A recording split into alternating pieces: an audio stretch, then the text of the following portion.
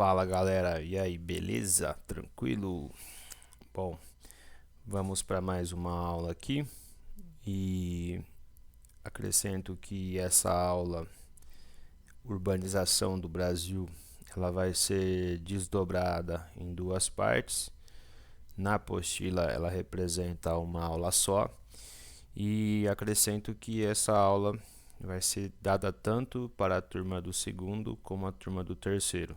Então, o conteúdo é o mesmo, a sequência é a mesma, né? Então, no caso do terceiro ano, funciona como uma revisão, e no caso do segundo ano, entra como um conteúdo inédito. Tudo bem? Então, vamos para ela, vamos para a urbanização do Brasil. De certa forma, é uma continuidade do tema que a gente já trabalhou. Então, a apostila, nessa nova forma de conteúdo que ela traz desde 2018, essa apostila ela tornou alguns temas descontínuos, né? Então começamos a ver urbanização, vimos conceitos, vimos aí algumas características da urbanização no mundo e hoje a gente vai inserir, né, a urbanização no Brasil. Então vamos lá. Já acrescento aqui que por conta de motivos maiores, algumas imagens não estarão presentes nos slides, mas eu estou colocando o número da página para vocês conferirem. Por que isso está acontecendo?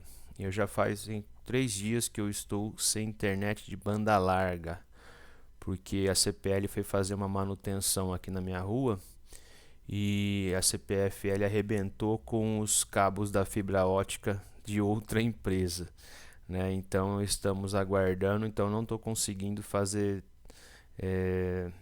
mexer no sistema, no site do sistema Etapa para entrar na apostila digital, ok? Então, mas eu vou fazendo citações às páginas e também vou fazer aí algumas menções. Vamos lá então, galera. Existe uma figura na página 85 do terceiro ano, 87 do segundo, que mostra como se fosse um X, né? A população brasileira no espaço rural e no espaço urbano. Então, o primeiro ponto que vai cair é a população rural e uma linha ascendente é da população urbana. Então, vai representar uma espécie de X. Então, a urbanização no Brasil, né, ela vai se dar no século XX, ok? Principalmente depois dos anos 30.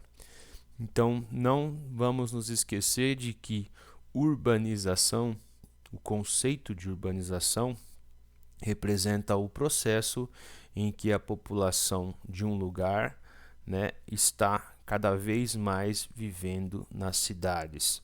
Então, a urbanização no Brasil ela está consolidada, ok? Então, o fenômeno da urbanização, quando ele está acontecendo, ele é concomitante, ele acontece ao mesmo tempo do êxodo rural, da saída das pessoas no campo.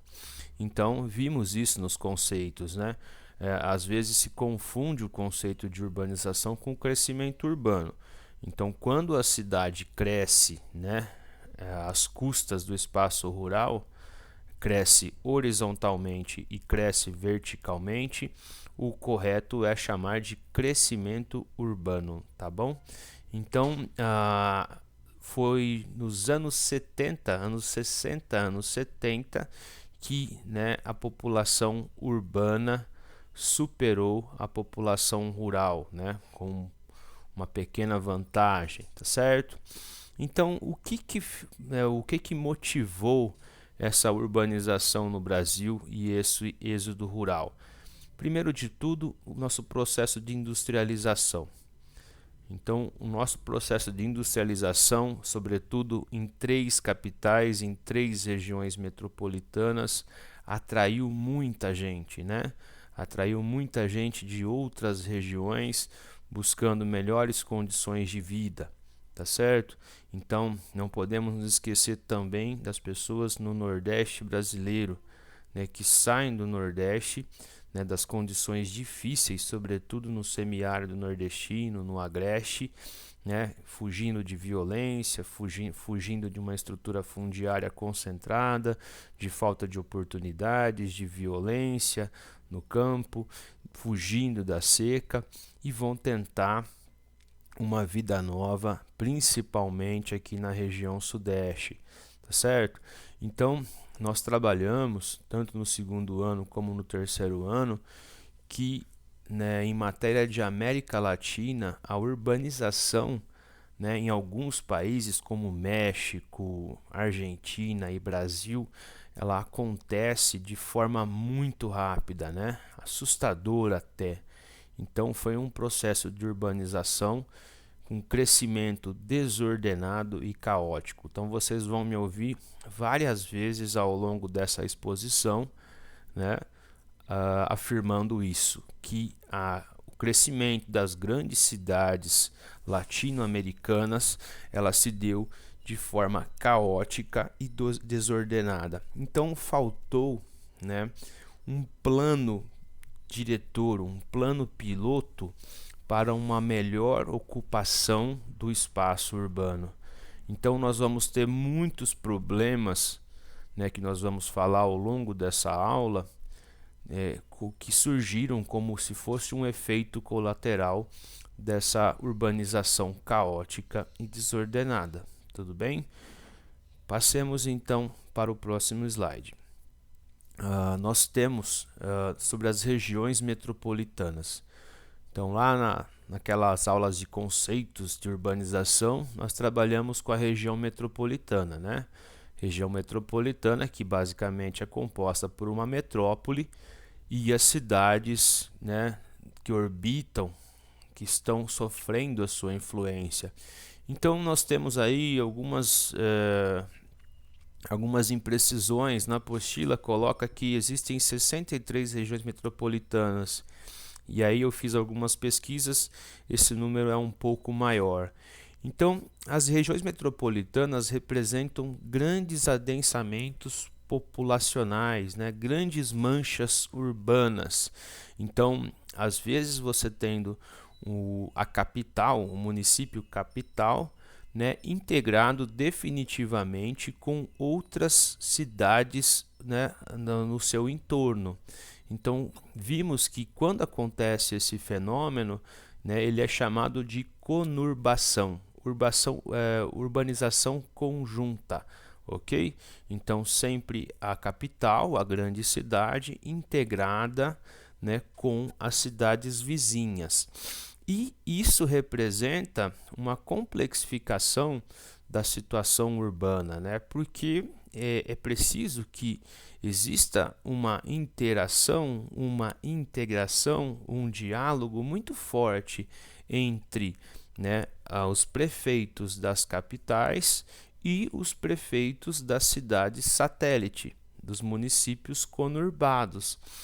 Além do que o governador de um estado também, né, participando desses diálogos. Por quê, gente? Porque tem que haver uma integração de serviços. Pensar em rede elétrica, rede de água, rede de infraestrutura, ruas, avenidas, rodovias, né, a comunicação.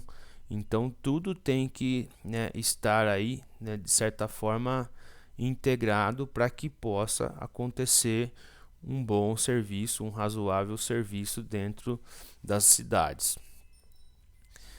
Aqui uma notícia de 2018, perdão, né, que o Brasil teria 3 novas regiões metropolitanas. Então, na nossa região aqui nós fazemos parte da região metropolitana de Ribeirão Preto. Eu não sei por que, né, Taquaritinga não está integrada na região de Ribeirão Preto, na região metropolitana de Ribeirão Preto. Isso é somente questões políticas, somente a política para explicar uma coisa dessa, ok? Então, pelas minhas buscas, são 69 regiões metropolitanas. É um número bastante alto, né? Porque algumas cidades médias se tornaram como se fossem metrópoles regionais, né? Ou importantes centros regionais. Eis aqui um mapa das principais metrópoles, né? As metrópoles mais importantes. Então percebam que a maior parte das metrópoles está no litoral ou próximo do litoral. São poucas, né, as cidades que são consideradas metrópoles que estão dentro do território, né?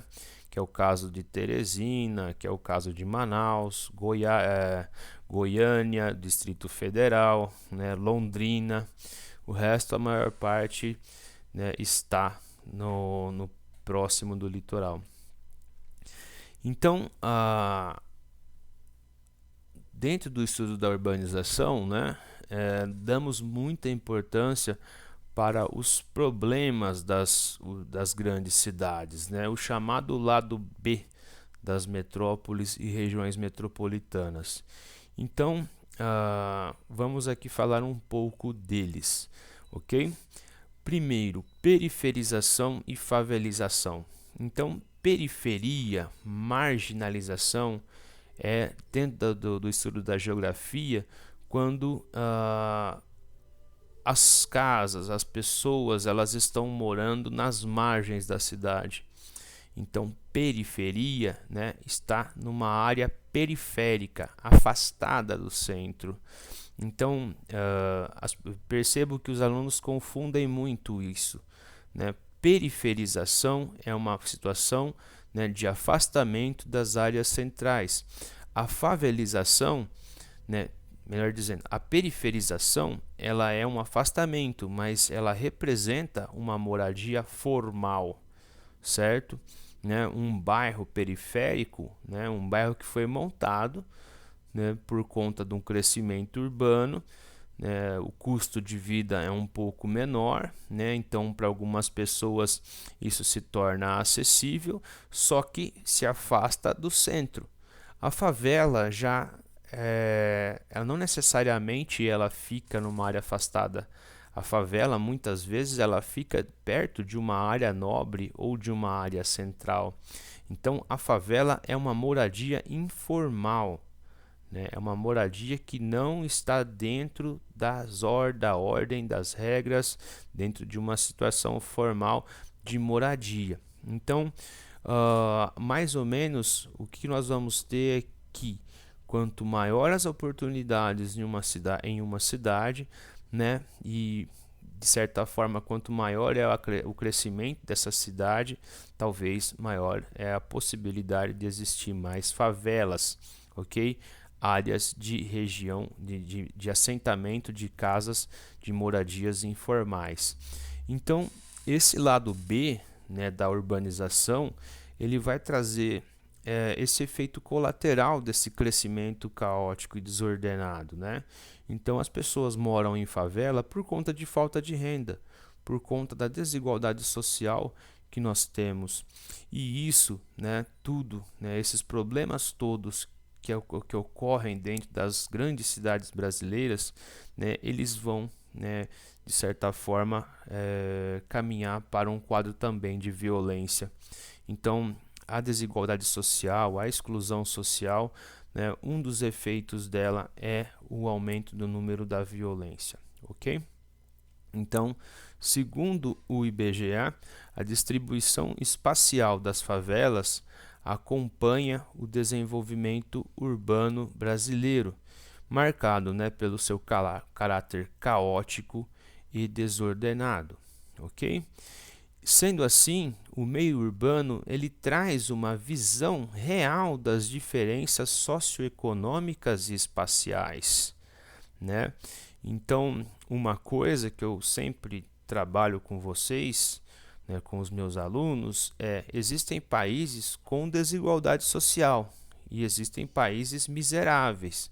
Então, quando você tem um país pobre e miserável, significa que pouca ou nenhuma pessoa tem um alto salário. Então, a pobreza é uma coisa universalizada. No caso dessas nações como o Brasil, né, de cidades como São Paulo, Buenos Aires, Cidade do México, nós vamos ter uma situação, um quadro de que, né, algumas áreas apresentam espaços formais que possuem todas os serviços necessários para as pessoas, né? Então, água, eletricidade, telefonia, serviço de telefonia, né? Espaço urbano racional, arborizado, limpo, e existem outras áreas, né, sem saneamento, sem energia elétrica, sem asfalto. Então, isso mostra, né, a grande desigualdade que nós vamos ter, né, às vezes dentro da mesma cidade, né, as chamadas grandes contradições sociais. Então, a variável que explica isso é a renda, né? Então, isso é perceptível em São Paulo e nós vamos ver num mapinha aí como que mesmo numa área próxima nós vamos ter uma situação de tanta desigualdade social assim, certo? Então, essas contradições sociais, esses espaços contraditórios, né, representam em quê? Então, essa diferença, esse antagonismo entre um espaço formal e um espaço informal, entre um espaço, né, que vai apresentar todos os serviços e outros, né, sem serviços. Então, tudo isso às vezes muito próximo.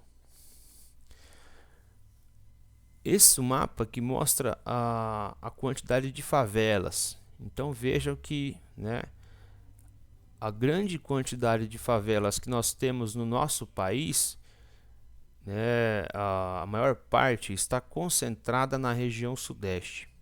Então dá para entender pelo que é na região sudeste que estão os principais centros econômicos do país.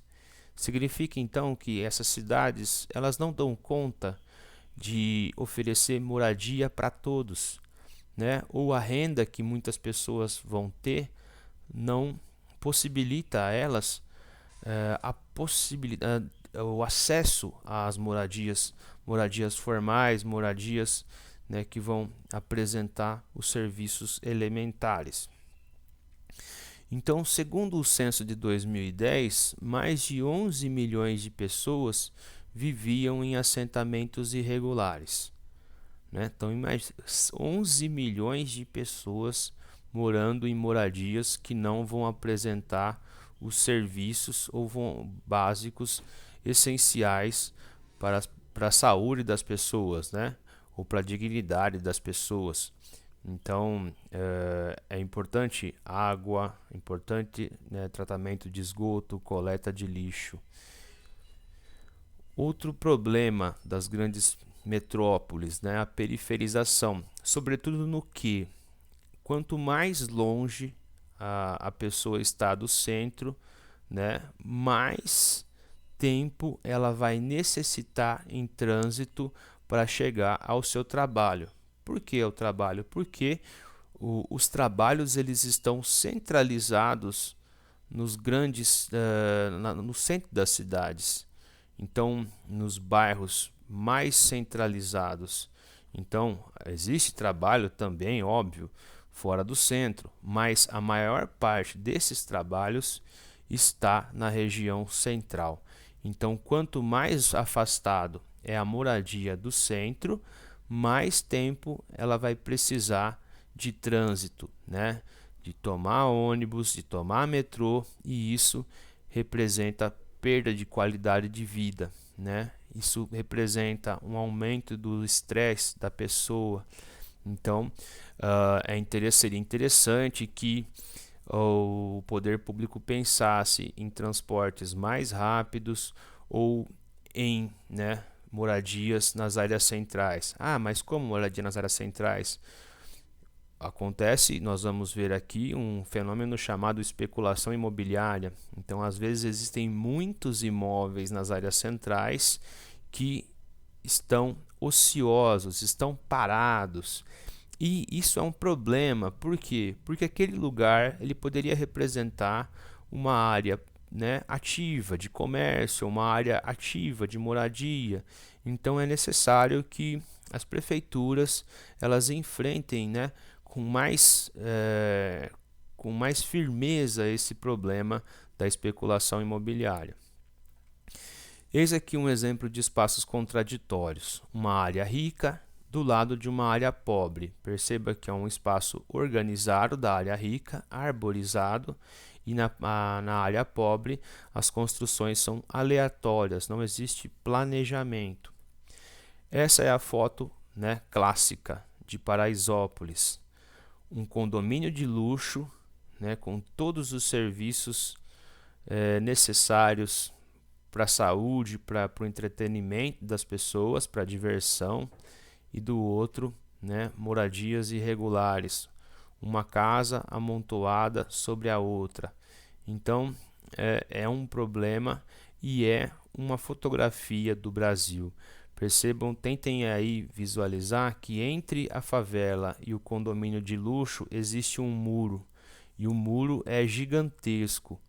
Nesse muro, né, esse muro com certeza ele é muito alto, e sobre ele existe arame farpado e câmera. Então existe toda uma preocupação, um controle para que essa área seja, né, a mais protegida possível da comunidade do lado, do bairro do lado, da favela. Então isso mostra uma clivagem social, né? Isso mostra uma separação, como se fosse um muro de Berlim entre uma classe social que habita, né, esse condomínio de luxo e aquela classe social que habita na favela. Então, isso é uma fotografia da desigualdade social dentro do Brasil. Essa imagem é muito bacana, é muito reveladora das contradições. Aqui é um mapa de São Paulo, ele parece uma machadinha, né? É a média de idade ao morrer. Então perceba que lá no centro, na zona chamada Zona Oeste, que está com a cor azul, existem alguns bairros que vão ter média de idade de 79 anos, como o Jardim Paulista. E veja o Jardim Ângela com a pior situação, 55 anos. Então veja, gente, são 25 anos de diferença na mesmíssima cidade. Então, por que isso acontece? O que está por trás desse número? Não é só a questão do acesso aos serviços, água, esgoto, coleta de lixo, né? Mas, sobretudo, existe uma variável que está oculta aqui, e essa variável é a violência, certo? Então, eu faço uma relação de causalidade aqui, que o número de assassinatos, de mortes, né, no Jardim Ângela deve ser muito alto, para poder baixar tanto assim, né, a média de idade desse lugar. Então, não é só o acesso aos serviços que vai explicar, né, esse número baixo. Então, pensando, né, a partir de um ponto de vista geográfico, sociológico, políticas públicas deveriam ser aplicadas nessa zona sul de São Paulo. Mais acesso a praças, a esporte, melhores escolas, melhores serviços básicos, né, uma posição diferente da polícia, né, uma posição mais harmoniosa entre comunidade e polícia. Então, né, necessita políticas públicas. Nós estamos já caminhando para, né, o final dessa primeira parte. Então, no caso da moradia, né, essas são imagens, né, que eu retirei do Estadão o ano passado, ou o finalzinho do ano retrasado. e aqui seria a moradia distante, né? Então, esse primeiro gráfico de coluna ele mostra a evolução do déficit habitacional. Então, em milhões de unidades. Dá para dizer então que de 2007 a 2017 esse déficit habitacional, essa falta de moradias, ela tem só crescido. Então nós estamos na casa de que faltam 7 milhões de unidades de casas para poder dar conta da demanda popular por uma moradia. Então deveria haver uma enorme política pública visando a moradia popular para assentar essas pessoas ou parte dessas pessoas que com certeza estão em áreas informais, que estão em lugares, né, de moradia informal ou pensando, né, em lugares perigosos como morros, etc. e tal. No caso da infância, dados mostram o retrato da pobreza entre meninos e meninas brasileiros. 61% das crianças são pobres ou têm privação de direitos. Então veja a privação dos direitos abaixo: saneamento, educação, água, informação, moradia e trabalho infantil. Então percebam que o saneamento básico é um dos grandes problemas do Brasil, né? Usa-se a expressão gargalo, né? Que é uma coisa estreita. Então, esse ano aqui no Congresso Nacional tentou-se articular uma política de universalização entre o Congresso e o presidente e o governo federal para tentar, né, lançar o marco do saneamento. Então o investimento em saneamento ele é essencial, porque cada dinheiro investido em saneamento você pode poupar em saúde, ok? Então isso é fundamental, né, o investimento de todas as esferas, né, de governo do Brasil. Concluindo nossa primeira parte, trabalho com a ideia dos cortiços. Os cortiços ainda existem, né? Já foram em maior número, mas ainda existe, né? São uma espécie de submoradia. Então, em São Paulo, os cortiços eles estão principalmente em áreas centrais. Antigamente, né, boa parte desses cortiços representaram moradias de uma elite, são casas grandes, né? Algumas são até arquitetonicamente muito bonitas, lógico, estão deterioradas e foram transformadas, né, de certa forma em moradia de muitas famílias. Então são áreas degradadas, são áreas que não contam com os serviços formais, né? Quando existe a água, quando existe energia, né, se dá pela ligação irregular, pelo famoso gato, ok? Muitas famílias compartilhando do mesmo banheiro. Então o cortiço ele é, assim como a favela, uma saída para aquelas pessoas que precisam de um lugar para trabalhar, para morar perto do trabalho, mas que não tem condição de pagar por uma moradia melhor, uma moradia que está amparada pelos serviços básicos. Então é uma saída, né? É uma alternativa barata, mais informal para aquelas pessoas que não têm condição de pagar por uma moradia melhor numa área mais bem localizada, ok?